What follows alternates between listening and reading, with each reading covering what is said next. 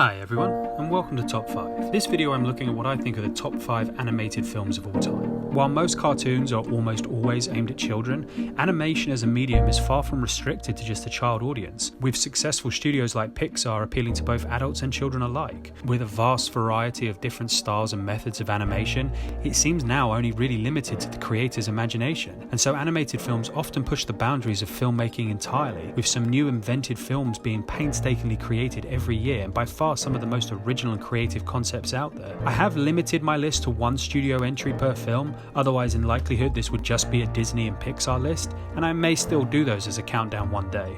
But for now, let's count down with number 5. So, Cody, what's life like here? Good old shiver pool.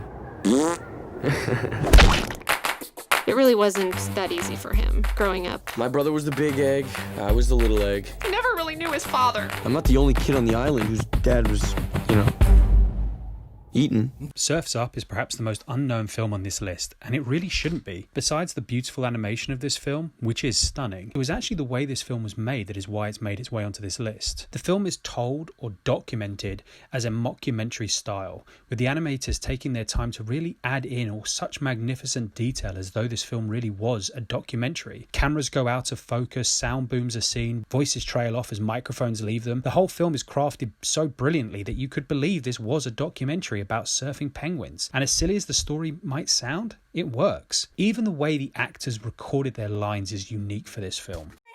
Fantastic! I share your excitement. I remember the guys first telling me that we're going to do this a whole different way. You just play around. It's like you're kind of jamming when when you work like that. We didn't want dialogue that was so planned out. It sounded like it was on the page. So let's bring the actors together. Let's let them improv together. And we encourage them to overlap and just to be themselves. Here's the thing, when you do these animated things, it's easier to ad-lib in life. There's so much scenery to chew up and things to move around. And Got your pineapple slices on? Yeah. whereas in animation, it's all created. Jeff is all about that. He loves creating these scenes and the scenery, and he'll walk through the scene. You're going, man, this is insane. Now we're in a real scene. So, you want to surf like Big Z used to, right? And now we have this roller coaster of emotion and words happening, all spawned by Jeff. This way of having all the actors together in the studio not only led to some of the best voice acting I've ever heard in a film, but really does create a unique feel to the entire animation process. Rather than restricted by individual scripts or the occasional moment of improvised line, the director used this setup to produce some truly unique styles of recording in their animation, and it works so well. Surf's Up centers around the plotline of Cody, as he's documented in his determination to win a surf contest. Only thing is, when he gets this opportunity, he soon finds out he has no idea what he's doing. Again, from the trailer and the marketing of this film, which I thought was quite poor, it's easy to see how this film could be dismissed as nothing more than a typical children's animated movie. But I assure you, this film is not just for kids, and it does such a good job of bringing generations together, almost as well as any Pixar film out there. I honestly cannot recommend Surf's Up more. It's criminal that so few people have even heard of this film. The style of the animation, the way in which the voices are recorded, the whole feel of this film is so unique, it made its way onto this list. A winner is somebody who doesn't knock me off my surfboard. Tank's definitely not a winner. He's a dirty trash can full of poop. Surf's Up. So get this. I come across penguins. They treat me as their king and put me in a hot tub. Yum, yum, yum, yum, yum, yum, yum, yum, yum. Yum, yum, yum, yum. Oh, yummy, yummy, yummy, yummy, yummy, yum.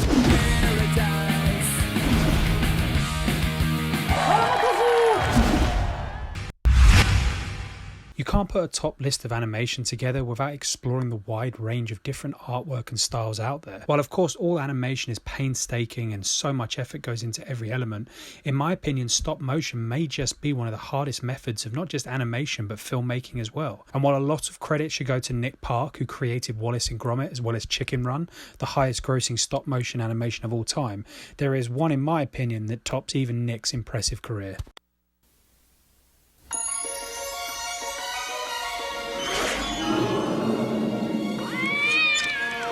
Nightmare Before Christmas, made by Tim Burton's unique style and perspective as a filmmaker, so well recognised now, was all established essentially in this stop-motion animated cult classic. Nightmare Before Christmas features Jack Skellington, who when visiting a different world discovers the holiday of Christmas and decides that his town should now celebrate that instead of Halloween. And this film is a great example of the power of patience and passion of filmmakers. The entire process of this film, painstakingly put together, took 100 animators over 3 years to complete the film. 12 different slight adjustments had to be made essentially for every second of this movie. To animate Jack's facial expressions and mouth movements, the animators used hundreds of hand-sculpted replacement heads. So every time he makes a different mouth position, A, E, I, O, U, and then everything in between, and then in a mad way or a sad way or a happy way or a neutral way, we have to have a whole different sculpt of the head. We might use as many as 400 distinctly different Jack heads. Voices are read on exposure sheets so we know precisely when to change a mouth position. I've been asked, how do you make a character blink? For Jack, we have these replacement series. So what I do is just take these, place them into Jack's eye. And so I do that for both eyes. And then after I take that frame of film, I take this out, close it a little bit more, take the frame of film, and then put the closed eye in. I might do this for 3 frames. So you're getting very quick action of just a blink, which brings the character to life even that much more. And that's just one more element of his realism. Just an extra touch. Nightmare was something new, daring and grim, and a dark gothic film aimed at children. Film painstakingly made, aimed at outsiders, as opposed to regular blockbuster films, really shows the variety of audiences out there. This film seems to celebrate its unique premise, not just from the style of the film, but its intended target audience as well. While it certainly may not be everyone's cup of tea, the beautiful dark visuals that have been so carefully crafted are a wonder of the alternative genres out there. This dedication to the artwork of the film, as well as pushing the boundaries of imagination, certainly gives this film a worthy spot on our list. And what did Santa bring you, honey?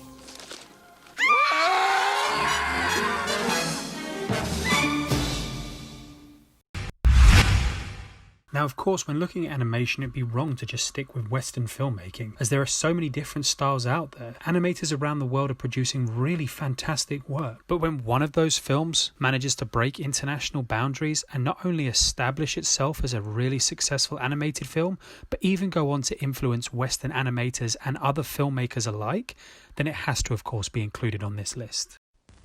Neo Tokyo is about to explode. Akira is set in the beautiful Neo Tokyo in very much a dystopian future. Unlike other films on this list, Akira is not aimed at both children and adults alike.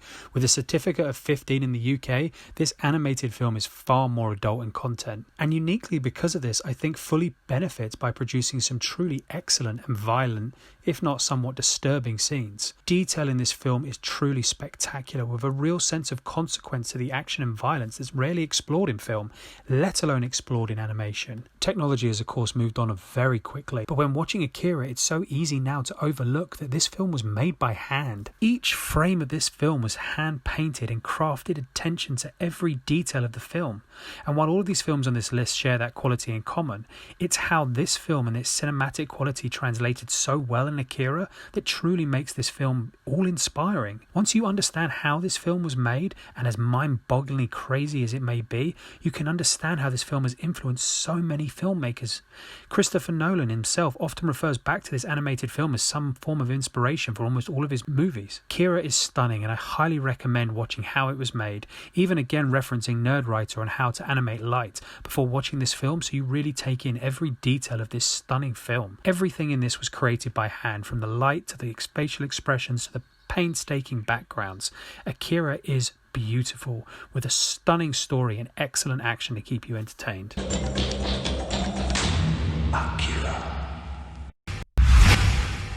Now, of course, when looking at animation, we have to look at Pixar. Their achievement in CGI is simply revolutionary, and have used it to produce some of the most successful animated movies of all time, both commercially and critically. And while, of course, Toy Story was very close to being on this list, due to the fact it was the building blocks for the entire company, I think it's actually this number 2 pick where they really perfected their work. So, Riley, Riley, how was the first day of school? Fine, I guess. Did you guys pick up on that? Sure did. Something's wrong. Signal the husband. Uh-oh, she's looking at us. What did she say? Oh, sorry, sir. No one was listening. Is it garbage night? We left the toilet seat up. What is it, woman? What? Inside Out is like any of Pixar's animated films, really. It's gorgeous in design and breathtaking in the amount of detail they've poured into the film. But at the heart of any good animation is its story. Without that, the medium doesn't work. And I don't think I've ever seen such a creative use of story than Inside Out. Inside Out features around the story of Riley and her moving house and the struggles she has to deal with. But the film is mainly set in her head, telling the story as if her emotions are alive and what drives her. The entire world is so well thought through, and the directors use this not only to keep the well-crafted story going and produce some hilarious comedy moments, but also in doing so get rather deep in the issues they address. It's all the aspects of emotions that bond us together. So that gives me this idea that maybe joy, as much as we all want it in our lives, is not the answer. The answer is actually sadness. And it was that sort of realization, which felt like an epiphany at the time, but it was actually where we started. That was great as a revelation because we just needed Pete to be able to say, I want this relationship to be the central relationship that we follow in the movie. So you understand why we needed to do this? Yes, Joy. It's for your own good. And for Riley. But as she learns what sadness brings to the table, by the end, she realizes that sadness is crucial to a valuable life. Mental health is of course so crucial, and our society only just about now seems to be recognizing this. Arguably, through technology and social media, we are losing the connection to our emotions. So to make a film that not only centers around this promise, but also is able to talk about the importance of emotions and the understanding of sadness that educates both children and adults alike, is truly a remarkable achievement in a story that could only ever really work in animation. And while of course with a pandemic going on right now, a film that explores the importance of emotions and sadness is important, this film seems to me that it will always be relevant, a remarkable achievement not just in its animation but at the story it's able to tell. It is for this reason that Inside Out easily makes it onto our list.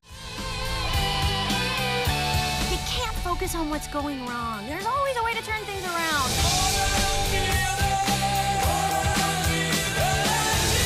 It's broccoli! Congratulations, San Francisco! You've ruined pizza!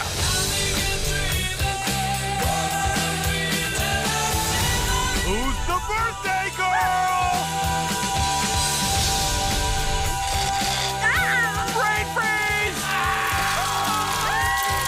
Hang on!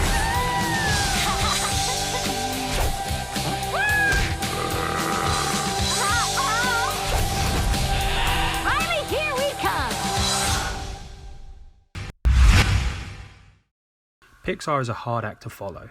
And while I acknowledge Studio Ghibli have proved themselves equally as worthy in their achievements of storytelling and animation, there really is only one studio that can top Pixar, and that is of course Disney. From their pioneering that created the first ever feature-length animated film in Snow White, to the magic and wonder they have managed to craft for generation after generation. Disney is the studio we think of and fall in love with when talking about animations, and never more so than in our pick for #1 best animated film of all time.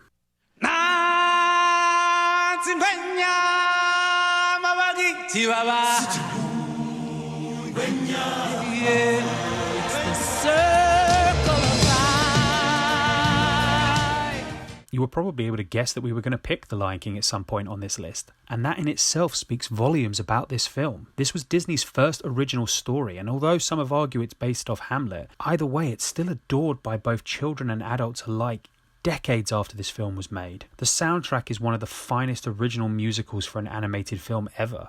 Combining Elton John and Tim Rice with the composer of Hans Zimmer is genius and has created music that is still enjoyed to this day through their successful Broadway and West End shows. Almost every song and scene in this film has become iconic in one way or another, referenced constantly through pop culture, and paid homage to the filmmakers that at the time really took a risk in bringing this film to life. And there's some actual lines that came into the studio, and that really helped to actually get right up front, close, a couple feet away from it. Joseph, a male lion, was pretty intimidating. You never forget that. It's always there in the back of your mind.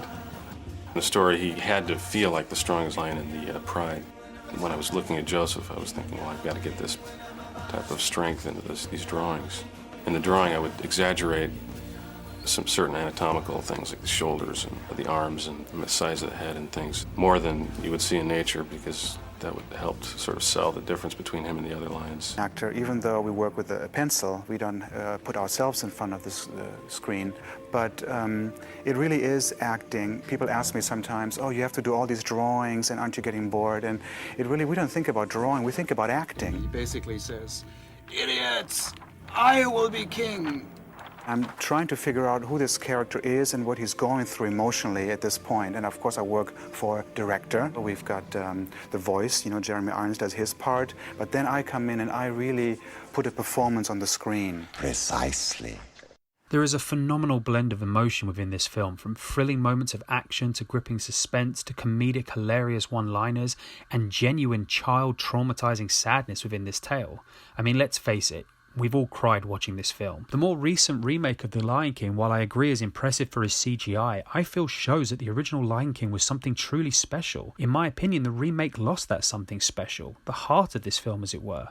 These breathtaking hand-painted animation scenes combined with so successfully with early special effects, so much so that even to this day when looking back, and technology has moved so far beyond, this film still looks as beautiful as it did the year it was released. And for that reason and everything else we've mentioned, this film is number one in our opinion as the best and the greatest animated film of all time. Excitement, plus dozens of wonderful new characters. Why do I always have to save you? And featuring original music and songs by Grammy winner Elton John and Academy Award winner Tim Rice. This summer, Walt Disney Pictures presents an entertainment event you'll never forget.